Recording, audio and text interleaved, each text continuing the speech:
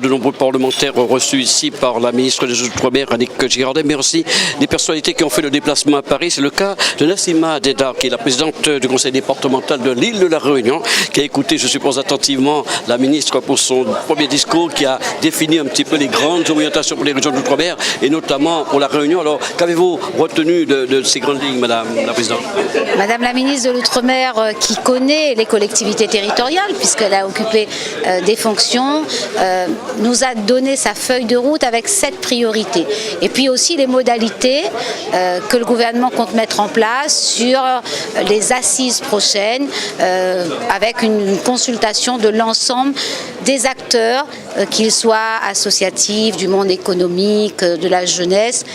J'avoue que moi, je ne crois pas beaucoup à l'exercice des assises. Pourquoi? J'ai connu les assises de l'Outre-mer avec le président Nicolas Sarkozy, la grande réunion sociale organisée avec le président François Hollande. L'Outre-mer, les Outre-mer ont surtout de manière pragmatique à définir des orientations et une déclinaison sur le modèle de développement économique, écologique, social, et je crois qu'il y a surtout à travailler cette cohérence-là. Il y a plein de solutions qui ont déjà été amorcées, données, et de mon avis, nous devons être déjà dans de la réalisation pratico-pratique et non plus dans de la consultation, mais ça c'est un avis personnel. Vous faites partie de l'avis de ceux qui nous ont dit que en fait, les problèmes sont connus, maintenant des solutions, c'est ce qu'il faut? Il nous faut surtout trouver des solutions, les adapter, sur des territoires insulaires, exigus, trouver de la cohérence entre les différents acteurs, les acteurs de l'État, ceux des collectivités, mais aussi tous ceux qui travaillent sur les leviers économiques. Ça vaut dans les domaines importants. Vous voyez, pour prendre la Réunion, qui est le territoire qui m'intéresse au plus haut chef, nous avons aujourd'hui des planteurs de la canne. Crise profonde. Crise profonde, pourquoi? Parce qu'un agriculteur doit pouvoir vivre de son travail, qu'il soit à Mayotte, à La Réunion, Guadeloupe, en Martinique, en Nouvelle-Calédonie. Et il ne faut pas opposer usiniers et agriculteurs, mais je serai toujours du côté de l'agriculteur. Donc comment trouver des solutions avec les aides européennes, sur le moratoire qu'on doit faire, sur quel modèle, si on garde la canne, à quel prix.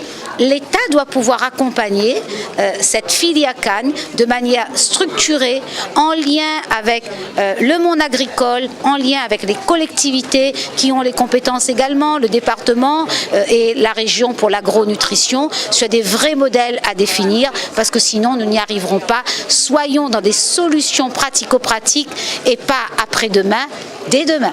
Globalement, rapidement, quelles sont les problématiques de la Réunion? La vraie problématique, c'est celui du chômage. Pourquoi? Parce que nous avons une population très jeune et une population qui vieillit, puisque notre transition démographique ne sera faite qu'à partir de 2030.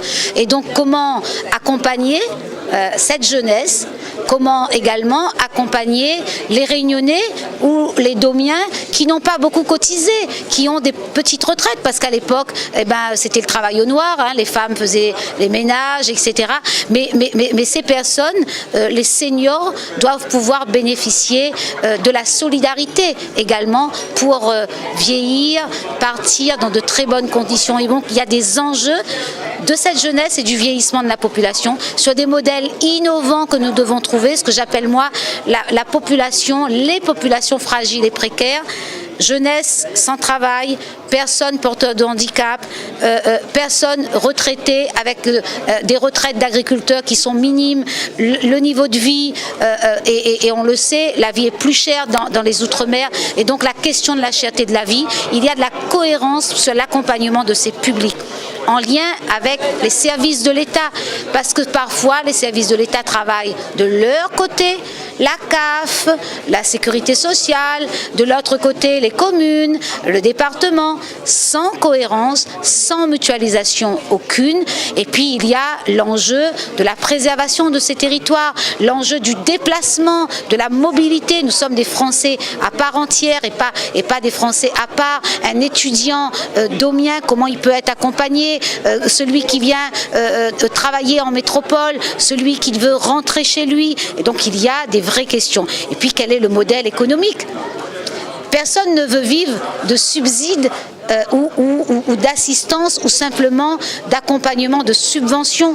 Pour avoir un vrai modèle de développement économique, encore faut-il que l'État laisse à chaque territoire la possibilité d'avoir des vrais accords économiques, que l'Europe nous le permette avec les accords APE qu'il faut changer pour travailler dans les zones géographiques qui sont les nôtres selon les territoires que nous avons. Donc des vrais enjeux de développement. La mondialisation peut être heureuse, pas seulement malheureuse, si nous savons travailler comme cela, et notre appartenance à la France que nous aimons, à l'Europe que nous aimons, doit aussi se faire avec cette diversité, l'unité mais dans la diversité.